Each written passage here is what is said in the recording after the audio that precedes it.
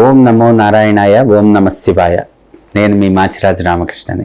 గృహవాస్తు ధర్మ సందేహాలు కార్యక్రమంలో ఈరోజు షోడశ ముఖాలలో సూపక్షశాల ముఖంతో కూడినటువంటి గృహం గురించి మాట్లాడుకుందాం. సూపక్షశాల అని ఒక గృహాన్ని ఎప్పుడంటారు? ఉత్తరం వైపు దక్షిణం వైపు నడక ఉండి తూర్పు పడమర ఏదైతే ఉంటుందో అక్కడ వెంటిలేషన్ ఉండి అక్కడ నడక లేకుండా కేవలం ప్రదక్షిణ వాస్తు ఫాలో అయ్యి ఒక ఇంటి నిర్మాణము అనేటువంటిది మిత్ర ఆయాలతో, అంటే ఏదో తూర్పు కానీ పడమర కానీ ఆ యొక్క ఆయంతో మనం నిర్మాణం చేస్తే ఆ ఇంటిని సూపక్షశాల అన్నారు. చూడండి, చాలా జాగ్రత్తగా అబ్జర్వ్ చేయాలి. ఇక్కడ ఉత్తర దక్షిణము ద్వారబంధాలు అన్నాను, ఉత్తరం వైపు దక్షిణం వైపు ఉపవీధి కానీ రాజవీధి కానీ అన్నాను, తూర్పు పడమర వేరే వాళ్ళు ఇల్లు ఉన్నాయి, అటువైపు నుండి మనకి సింహద్వారాలు లేవు, ఇక్కడ కేవలం వెంటిలేషనే ఉంది గృహాచ్ఛేదంలోకి. ఇలా ఉన్నప్పుడు ప్రదక్షిణ వాస్తు చేసి ఏ ఆయం పెట్టుకుంటున్నారు? మిత్ర ఆయం పెట్టుకుంటున్నారు. ఎందుకంటే ఉత్తరానికి దక్షిణం శత్రు ఆయం, దక్షిణానికి ఉత్తరం శత్రు ఆయం. కాబట్టి ఆ రెండు ఆయాలని తీసేసి మీరు తూర్పు కానీ పడమర కానీ ఒక ఆయము ఈ యొక్క ఉత్తర రాజవీధికి కానీ దక్షిణ రాజవీధికి కానీ పెట్టుకొని ఆ ఇల్లు నిర్మాణం చేస్తే ఆ ఇంటిని సూపక్షశాల గృహం అన్నారు. ఇక్కడ సూపక్షశాల గృహంలో పిల్లలు అభివృద్ధి చెందుతారు, సకల సంపదలు వస్తాయి, యశో వృద్ధి వస్తుంది, కీర్తి ప్రతిష్టలు వస్తాయి.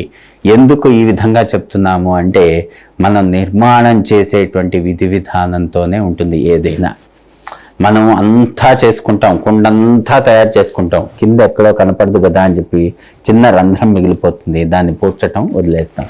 అలాంటప్పుడు నీళ్ళన్నీ పట్టుకున్నాం అనుకోండి, చివరికి ఏమవుతాయి? కుండలో నీళ్ళు ఏమీ మిగలవు, కింద నుండి ధార నుండి వెళ్ళిపోతాయి. కాబట్టి మనం తప్పు ఎక్కడ చేస్తున్నాం? ఒక ఇల్లు కట్టేటప్పుడు అంతా బ్రహ్మాండంగా చేసుకుంటారు, లక్షల్లో ఖర్చు పెడతారు, అంతా బాగానే ఉంది, గృహ గణితం చేస్తారు, ఏ దిక్కుకి ఏది ప్రామాణికం అంటారు, 16 డైరెక్షన్లు చూసుకుంటారు, అన్నీ కూడా ఎక్కడ పాడులు తప్పకుండా, ఎక్కడ ముందుకు జరగకుండా ఎక్కడ వెనక్కి జరగకుండా ఈక్వల్గా 4 కార్నర్స్ మెయింటైన్ చేస్తారు. మూలల వికర్ణాలు చెందవు, క్షేత్రపద వికర్ణం చెందవు. కానీ ఎక్కడో ఒక చోట ద్వారబంధం అనేటువంటిది కోఎలైన్మెంట్ తప్పి పక్కకు వస్తుంది. దానివల్ల ఏమవుతుంది? మీరు ఇంత కట్టినా కూడా అది అసలు అబ్జర్వ్ చేయలేరు. అంటే ఆ పర్టికులర్ రూమ్కి అది ఈశాన్యమే కదా, ఉండొచ్చు కదా అనుకుంటారు. కానీ ఈశాన్యంలో పెట్టినటువంటి ఆ యొక్క ఉపద్వారము ఈ యొక్క సింహద్వారంలో ద్వారబంధానికి మధ్యకు వచ్చింది. అంటే ద్వారబంధం ఇక్కడ ఎక్కడో ఏదో ఒక లోపం ఉంటుంది. అది కట్టేటప్పుడు అంతా అబ్జర్వ్ చేయండి. ఇవన్నీ అబ్జర్వ్ చేయకుండా అంతా బాగానే ఉంది నా ఇల్లు అని అనుకుంటూ ఉంటారు. ఎవరో వచ్చి ఏదో చెప్పేదాకా మనకి తెలియదు. అంటే ఎవరో మన గృహప్రవేశానికి చుట్టాలు వస్తారు, ఎవరెవరో బంధుమిత్రులు వస్తారు, ఇవన్నీ కూడా వచ్చి అదేంటండి ఇది ఇట్లా కాకుండా ఇది ఇలా పెట్టారు, ఇది ఇక్కడ ఇట్లా చేసి ఉంటే బాగుండేది కదా అనేటువంటి ఒక సలహా ఇస్తారు.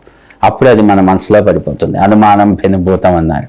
కాబట్టి అలా పడిపోయినప్పుడు ఏమవుతుంది? అర్రే నాకు మొన్న ఒకటి అనుకున్నాను, అది జరగలేదు, దీనివల్లేదేమో అన్న భావన కలుగుతుంది. వాస్తు శాస్త్రము ఇట్స్ అ సైకలాజికల్ కాంప్రమైజ్. ఎప్పుడైతే అది మనకి ఒక బీజంలాగా పడిపోయిందో, అనుమానంలాగా పడిపోయిందో అదే పెరిగిపోతూ ఉంటుంది. కాబట్టి తప్పు జరగకుండా మ్యాక్సిమం చూసుకోవాలి. అందుకే ప్రతి ఒక్కటి పిన్ టు పిన్ ప్లానింగ్ చేసుకోవాలి. మనం అందుకే ఒక ప్లానింగ్ ఫైనల్ చేసేటప్పుడు పక్కాగా ఇస్తాం. మిడిల్లో కూడా యాక్సిస్ లైన్స్ తీసుకుంటాం. లేకపోతే అది పక్కకు వస్తే విండోకి విండో ఎదురుగా సమాధానం చెప్తాం. లేకపోతే పక్కకి వెళ్తే జిగ్జాగ్ అయిపోతే మళ్ళీ ఎలివేషన్లో ఇదొకటి ఉంటుంది, ఇదొకటి ఉంటుంది. ఎలివేషన్ చేసేటప్పుడు మళ్ళీ ఇబ్బంది అవుతుంది. ఎలివేషన్లో మనం క్యాడ్లో వర్కింగ్ డ్రాయింగ్ని బట్టి ఇది ఇక్కడ చూపించామనుకోండి, అదే ఫ్లోర్లో పైన విండో పక్కకుంది అనుకోండి, ఎలివేషన్ వర్కింగ్ డ్రాయింగ్ మళ్ళీ ఎక్స్ట్రాక్ట్ చేసేటప్పుడు మళ్ళీ అది ఇబ్బంది అయిపోతుంది. కాబట్టి చాలా జాగ్రత్తగా మనం ఏ ప్లానింగ్ చేసినా పిన్ టు పిన్ చేసుకోవాలి. అందుకే 100 సార్లు చెప్తూ ఉంటా, ఒక ప్లానింగ్ చేసుకునేటప్పుడు చాలా జాగ్రత్తగా చూసుకోవాలి. ప్లాట్ సెలక్షన్ని బట్టి శంకుస్థాపన నుండి ప్లాట్ సెలక్షన్ చేసుకొని శంకుస్థాపన చేసి ప్లానింగ్ అనేటువంటిది మన రిక్వైర్మెంట్ని బట్టి చేసుకొని కామెంట్స్ అవి ఉంటాయి, అవి ఇన్కార్పొరేట్ చేసుకొని అప్డేట్ చేసుకొని ఫైనల్గా ఒక ప్లాను దీని విధంగా మనం కడుతున్నాము అనేటువంటిది ఒక కంక్లూజన్కి వచ్చి దానిలో లెక్కలు కట్టి మళ్ళీ లిటిల్ చేంజెస్ ఏమన్నా ఉంటే అవి చేసి మళ్ళీ అప్రూవల్ చేసుకొని మళ్ళీ అప్రూవల్కి సంబంధించినటువంటి వర్కింగ్ డ్రాయింగ్లో మనం మళ్ళీ కాలం పొజిషన్ మార్కింగ్ గ్రిడ్లో చేసి ఇవన్నీ కూడా చూసుకొని అది మళ్ళీ క్లయింట్కి పంపించి ఇవన్నీ కూడా చేసుకొని column footing key plan footing schedule ఇవన్నీ రిలీజ్ చేస్తాం.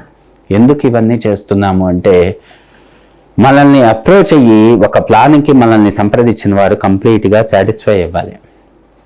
ఏదో ఒకటి చేసి గందరగోళం చేయకూడదు. ఎందుకంటే లక్షల్లో పెట్టి కట్టుకుంటూ ఉంటారు ఇళ్ళు అనేటువంటివి. అది ఏ విధంగా ఎట్లా ప్రామాణికంగా వాస్తురీత్యా చెయ్యాలి, చేయించుకునే వాళ్ళకి అక్కడ గృహస్థులకి ఆ ఇల్లు కట్టిన తర్వాత కూడా కలిసి రావాలి అనేటువంటి ఒక ఉద్దేశంతో మనం ఒక సర్వీస్ లాగా ఈ ప్లానింగ్ అంతా చేస్తున్నాం. ఈ సర్వీస్ లాగా ఈ ప్లానింగ్ అంతా చేస్తున్నప్పుడు ఎలాంటి డీవియేషన్స్ ఉండకూడదు. మనం అందుకే పిన్ టు పిన్ ప్లానింగ్ అంటాం. ప్రతిదీ పిన్ టు పిన్ ఎక్కడా ఇబ్బంది లేకుండా ప్లానింగ్ అనేటువంటి చేసి గృహస్థులకి అష్టైశ్వర్య సిద్ధి ఉండేలా చూడటానికి ఈ యొక్క వాస్తు ప్రామాణికంగా అన్నీ కూడా మనం పాటించాలి. సర్వేజన సుఖినో భవంతు. స్వస్తి.